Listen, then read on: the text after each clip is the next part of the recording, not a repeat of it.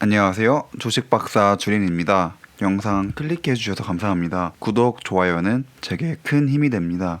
오늘은 배터리데이 이후 달라질 테슬라에 대해서 한번 예상해보는 시간을 갖도록 하겠습니다. 많은 분들이 아크인베스트가 비율을 줄인 것을 보고 불안해하시는 것 같은데 그 부분에 대해서도 개인적인 의견을 한번 남겨보았습니다. 자세한 것은 뒤에 영상에서 보시면 좋을 것 같습니다. 지금까지 테슬라의 차량 인도량을 항상 예측해주는 트로이 형님이 있었습니다. 그동안의 제 영상들의 데이터 기반 역시 트로이 형님 자료를 기반으로 하였습니다. 이 형님은 지금까지 평균적으로 약 95%의 정확도를 보이고 있으며 가장 최근 정확도는 98.6%입니다. 거의 예상하는 인도량 대부분이 맞는다고 보면 될 것 같습니다. 배터리 데이를 앞두고 트로이 형님이 이런 말을 하였습니다. 기가 상하이에서 10월 1일부터 10일간 국가 공휴일을 활용하여 저렴한 LFP 배터리를 모델 3의 제품 용량의 일부로 대체된다고 합니다. 아마 제가 이전 영상에서 설명드린 배터리 데이 때 변경되는 사항을 벌써부터 활용하고 있는 것 같습니다. 만약에 이렇게 되면 4분기에는 인도량이 더 늘어날 것으로 예상된다고 합니다. 벌써부터 배터리 데이 이후에 테슬라가 달라지고 있는 것을 알 수 있습니다. 해당 표를 보면 기존 모델 3 SR 플러스에서 모델 3 SR 플러스 LFP가 되면 모든 성능이 늘어나는 것을 확인할 수 있습니다. 이 모델은 LR과 무게는 비슷하지만 생산 비용이 더 저렴하다고 합니다. 테슬라의 사명은 지속 가능한 에너지로의 전환을 가속화하는 것이라고 합니다.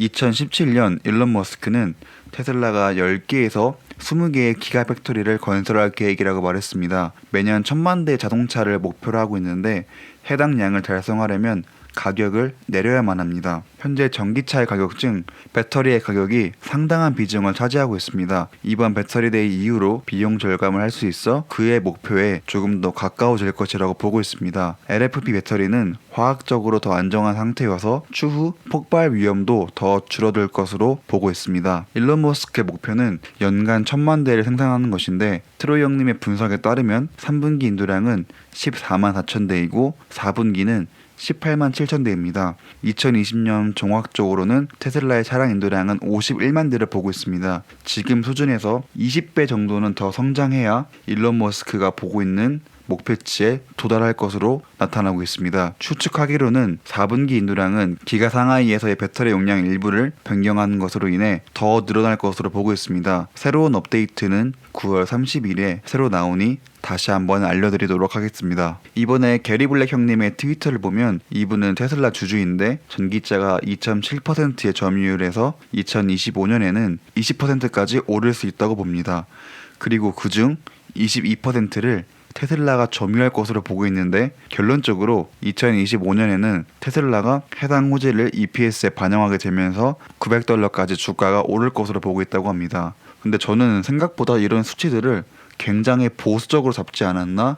라는 생각을 했습니다. 그리고 그 보수적으로 잡은 이유에 대해서는 게리 블랙 형님께서 전기차 시장의 점유율이 커지더라도 다른 신생 브랜드들이 나타나기 때문에 테슬라의 점유율이 낮아질 것이라고 보고 있습니다. 사실 저는 이 의견에는 반신반의하고 있습니다. 지금 다른 기업에 비해 몇 년간 앞서 나가고 있는데 전기차 시대가 열린 후에 테슬라 점유율을 크게 뺏길까? 라는 생각을 합니다. 물론 시간이 조금 더 지나고 더 이상 큰 발전할 수준이 없을 정도가 나온다면 그때 대부분의 브랜드 가 평준화될 것이고 지금처럼 자신의 기호에 맞게 벤츠, BMW, 아우디, 현대 등을 탈 수 있을 거라고 봅니다. 이분의 예측은 시간이 좀 더 지나고 보면 알 수 있을 것 같습니다. 많은 분들이 아크인베스트가 테슬라를 매도해서 무서워하시는 것 같습니다. 근데 보시면 아직도 여전히 테슬라를 가장 많은 비중으로 들고 있습니다. 배터리 데이 때 아무것도 없을 거라는 예상에 매도를 했다면 아마 더 많은 부분을 팔아서 비중을 확 줄여야 했었는데 현재 자신의 포트폴리오에서 가장 많은 부분을 차지하고 있어 주가가 하락하면 아크인베스트 역시 감당하기가 쉽지 않은 정도의 규모일 것입니다. 그렇기 때문에 배터리데이 이전 날에 아크인베스트가 어떤 행보를 거치는지 두고 보면 좋을 것 같습니다. 만에 하나라도 아크인베스트가 비중을 확 줄이면 저는 그래도 사실은 큰 상관없습니다. 제가 투자한 회사가 니콜로와 같은 회사가 아닌 그동안의 의혹들을 전부 부시고 올라온 테슬라이기도 하며, 그리고 전기차 시장은 아직 열리지도 않았습니다. 주가가 올라갈 일은 무궁무진함에도 불구하고 심지어 자율주행도 시작하지 않았는데 저는 지금 왜 매도해야 되는지 아직 잘 모르겠습니다. 아크인베스트가 매일매일의 트레이드 내역을 공개하는 것은 역시 개미인 우리에게 공포감을 줄 수 있습니다. 이러한 심리를 활용하여 충분히 돈을 벌 수도 있는 천재적인 집단입니다. 그런데 그런 공포를 이겨내려면 정확한 기업 분석을 해야 하고, 제가 분석했을 때는 워렌 버핏이고 선정이고 테슬라에서 다 나가더라도 저는 계속 홀드할 예정입니다. 그렇기 때문에 아크인베스트가 굉장히 많은 비중을 어떻게 보면 줄였다고 볼 수도 있는데, 그거에 왜 줄였지? 이거 무슨 일이 있는 거 아닌가?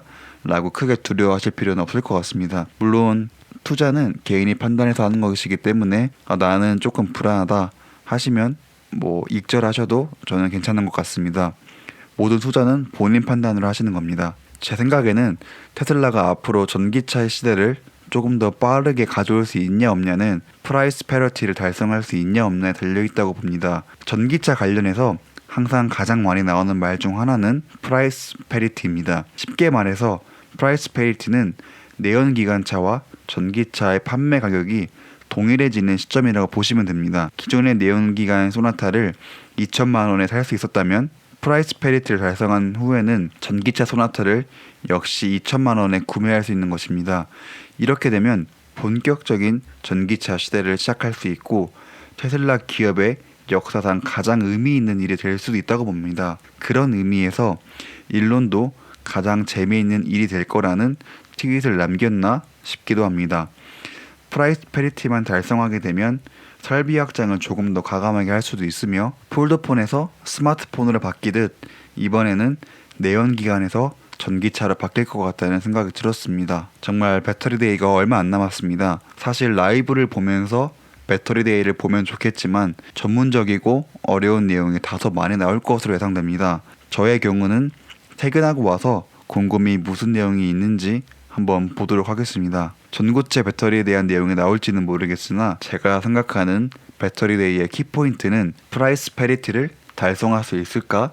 이 부분을 핵심적으로 보면 좋을 것 같고, 달성할 수 있다면 테슬라 역사상 가장 의미 있는 일이며 주가가 올라갈 리밖에 없다고 생각을 합니다. 어쩌면 내연기관의 역사가 뒤로 물러나는 일을 라이브로 보는 것도 의미 있는 일이라고 생각을 합니다. 이날만을 기다려왔는데 한번 담담하게 이제 기다려보도록 하겠습니다. 그래서 오늘의 결론입니다. 트로이 형님은 보통 95%의 정확도로 차량 인도대수를 맞추고 있습니다. 이런 형님이 기가 상하이에서 10월 1일부터 약 10일 동안 테슬라 모델 3 SR 플러스의 모델 제품의 용량 일부를 LFP 배터리로 변경한다는 루머를 들었다고 합니다. LFP 배터리는 모건 스탠리에서도 이번 배터리데이 때 발표될 걸로 예상하고 있는 것으로 모델 3 LR과 무게는 비슷하지만 비용은 더 저렴하다고 합니다. 만약 이 루머대로 4분기에는 인도량이 더 늘어날 것으로 보고 있다고 합니다. 인도량이 늘어난다는 것은 주가와 연결된다고 볼 수도 있습니다. 새로운 인도량 예측은 9월 30일에 한다고 하니 현재 예상인 18만 대와 어떻게 달라질지 기대가 됩니다.